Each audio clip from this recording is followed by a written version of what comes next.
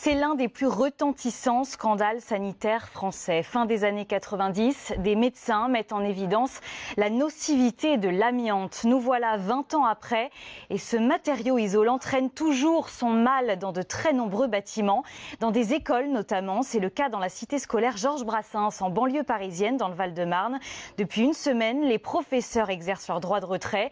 Une manifestation nationale est organisée aujourd'hui. Sophie Paolini. À bout de nerfs, impossible pour ces profs d'enseigner dans un bâtiment amianté. Le risque est trop grand pour Raphaël. Elle est professeure d'anglais. Il y a 3000 m² d'amiante dans les sous-plafonds, donc dans l'isolation du bâtiment. Et on ne sait rien. On ne sait rien. Bien sûr, on ne se sent pas en sécurité. On ne sait pas ce qui peut se produire d'ici demain, d'ici 1 heure, d'ici 3 jours. Les parents d'élèves soutiennent la mobilisation. Patrick, 47 ans, lui aussi passé par le lycée Georges Brassens. Et hors de question pour lui que son fils reprenne les cours dans ces conditions. On a l'impression qu'on nous cache quelque chose, que la vérité n'est pas dite.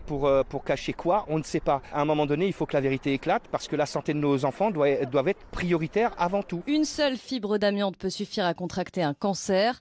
Ambre, 16 ans, élève de seconde, ne cache pas ses craintes. On peut développer une maladie beaucoup plus tard et du coup ça pourra gâcher notre vie alors que c'est pas notre faute. Rectorat et région assurent pourtant qu'il n'y a pas de danger immédiat. Le lycée sera désamianté. En attendant d'investir les préfabriqués après les vacances de la Toussaint, les enseignants, eux, poursuivent leur mouvement.